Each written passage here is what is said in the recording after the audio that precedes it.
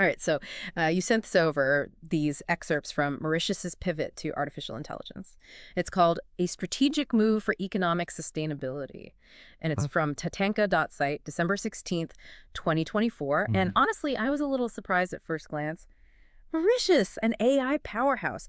But the more I look into it, the more I'm kind of realizing this tiny island nation, they're playing a really smart game. Yeah, it's really interesting to see this little country, Mauritius, turning what seems like a weakness into a real strength. Yeah. The pandemic, COVID-19, Oh, yeah. it really exposed how reliant they were on tourism, right? And so they're using this AI push to diversify their economy. But it's even more than that. They want to become like a real hub for tech in sub-Saharan Africa. It's almost like they're skipping a step, you know what I mean? Yeah. Leapfrogging ahead, but they're not just copying Silicon Valley, right? They're out. This isn't just about attracting Google. Actually, it's their own thing. They've got this national AI strategy, and it's focused on building a sustainable ecosystem. And when I say ecosystem, I mean it. We're talking serious investment in digital infrastructure, fiber optic networks, data centers, the whole 9 yards. But on top of that, they're really focusing on building up their local AI talent. They're working with universities to create these specialized AI programs. Oh, cool. And offering incentives to tech startups. So it's about creating a pipeline, like homegrown AI expertise. They're not just importing it. Exactly. Grow their own. Yeah, grow their own. I'm seeing a lot about this AI summit and tech exhibition they're hosting in May 2024. Are they just trying to put themselves on the map with that, or is there more to it? It's definitely strategic. Of course, they want to get foreign investment and show off what they've built, but it's more than that. Okay. They're really using that summit to build partnerships. Okay. Mauritius, they're part of the African Union, other regional organizations too, and they're leveraging these connections to share knowledge and collaborate on different AI projects. Right. So they're thinking about the bigger picture here. It's not just about them. But how are they actually planning to use AI? Like, what are the real-world applications here? Well, one area they're really focusing on is precision agriculture. Sugarcane is a major part of their economy, and they're actually piloting these AI systems that analyze a bunch of different factors, like soil conditions, weather patterns, even individual plant health. Wow, that's pretty specific. Yeah, and it helps the farmers optimize irrigation, cut down on fertilizer use, Oh, that's smart. and ultimately increase their yields. Okay, so that's a very concrete example of using AI to boost an existing industry. Right. What about new sectors? Are they trying to innovate anywhere? One area that's really interesting is renewable energy. Mauritius, they've made some ambitious sustainability goals. Oh, okay. And they're using AI to optimize the performance of their solar and wind power grids. They're using algorithms to predict energy demand, adjust distribution in real time, and they can even anticipate potential disruptions to the grid. So they're building like a smarter, more efficient energy system. Exactly. I mean, how much of this is hype versus reality? We hear a lot about grand AI visions, but do you really think they can pull this off? Well, the impressive thing is they're not just talking about AI, they're actually implementing it. They have clear objectives, dedicated resources, and it seems like they've got this whole of government approach. Now, are they going to become the next Silicon Valley overnight? Right. Probably not, but Yeah. they're laying the groundwork for real sustainable growth. I think that's what makes this so fascinating. It's the long-term vision, right? They're not just chasing the latest trend. They're thinking about how AI can actually solve real-world problems, create a better future for their people. Yeah, and they even highlight this human element to their approach.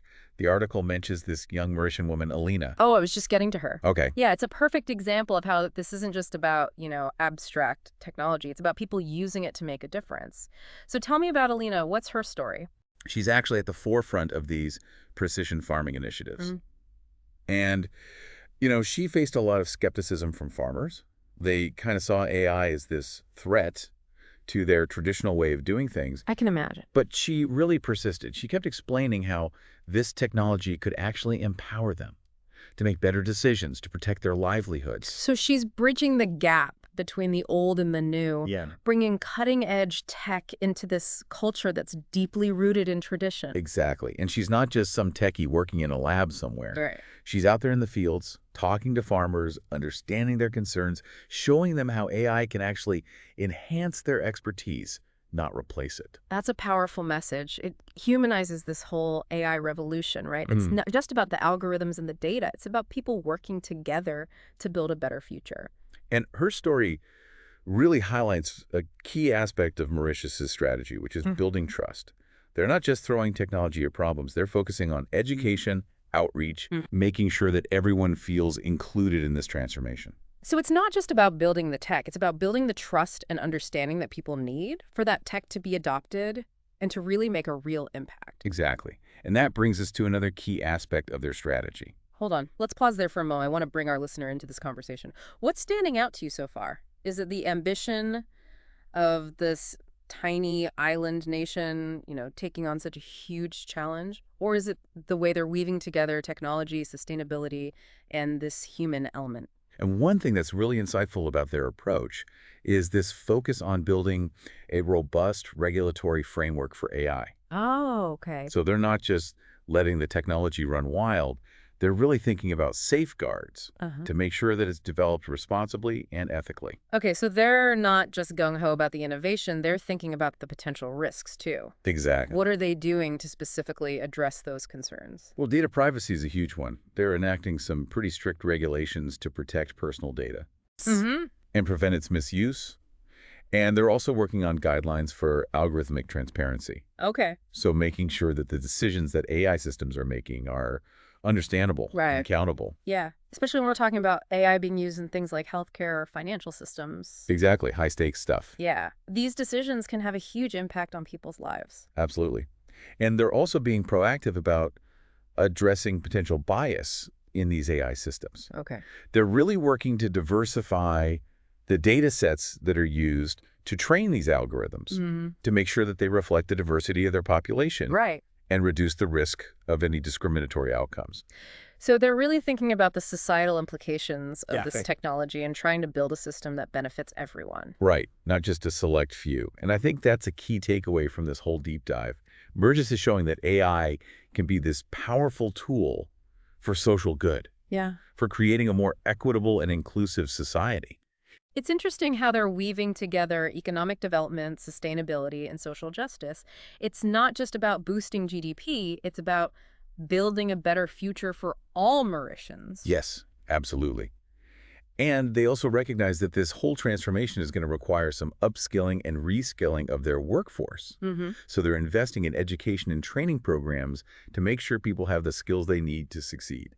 You mentioned the digital economy earlier. Can you sort of flesh that out a bit? What does that look like in the Mauritian context?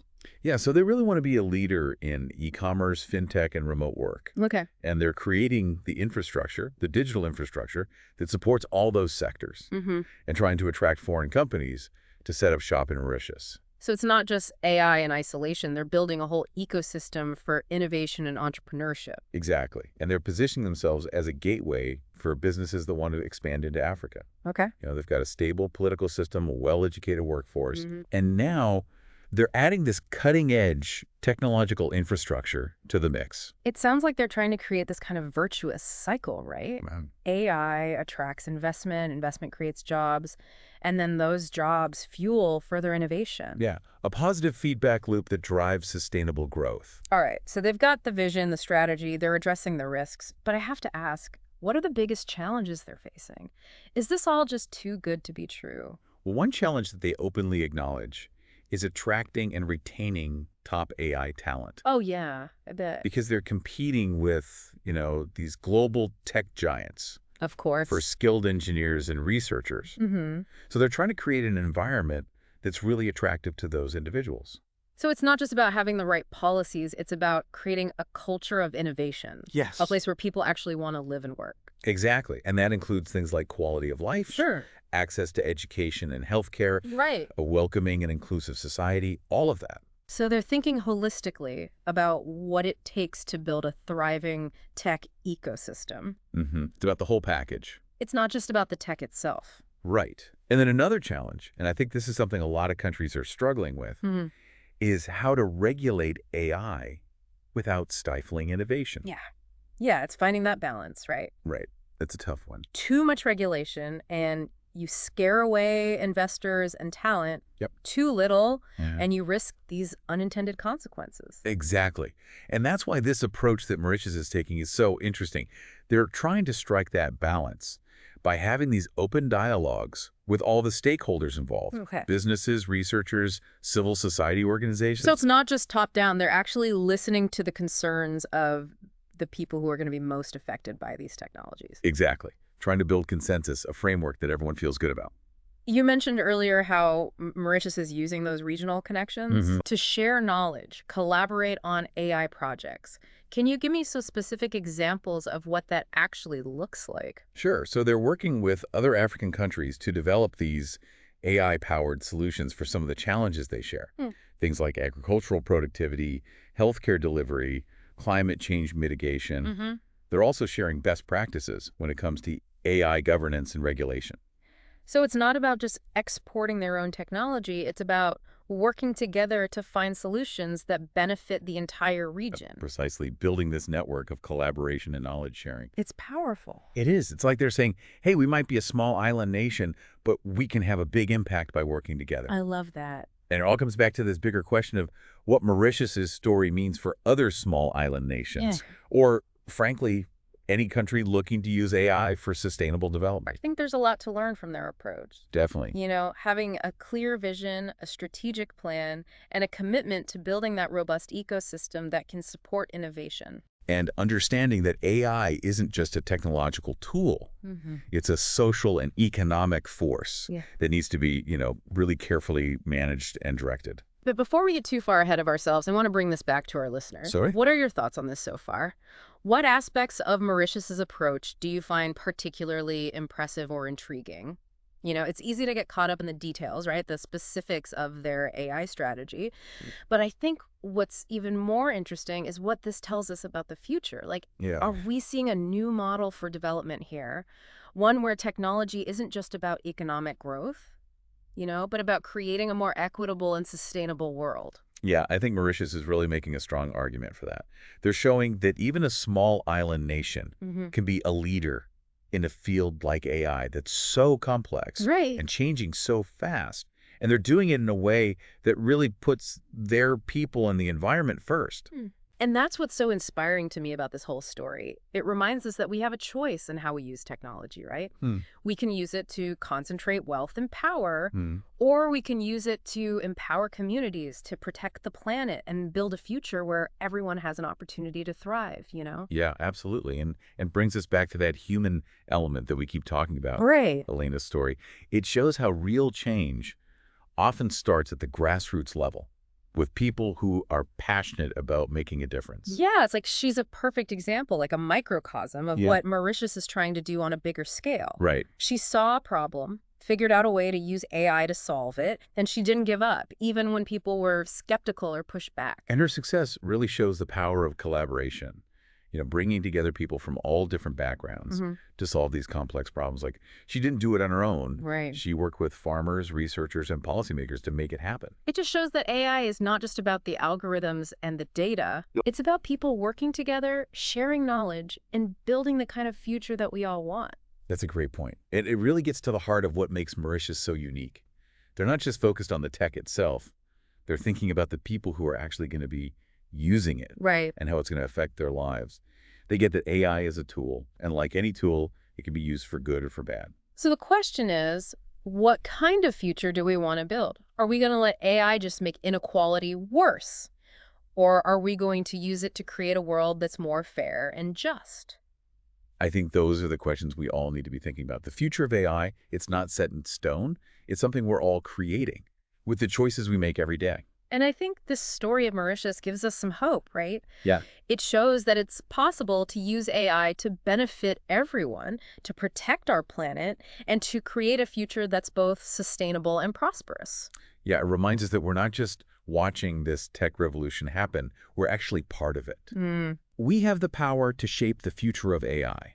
And by doing that, we have the power to shape the future of humanity. So as we wrap up this deep dive into Mauritius's AI revolution, I hope you're leaving with a feeling of possibility, a sense that we can use technology to build a world that we're proud to leave for future generations. Yeah, it's a story about innovation, resilience, and about how creative humans can be in using AI to make positive change.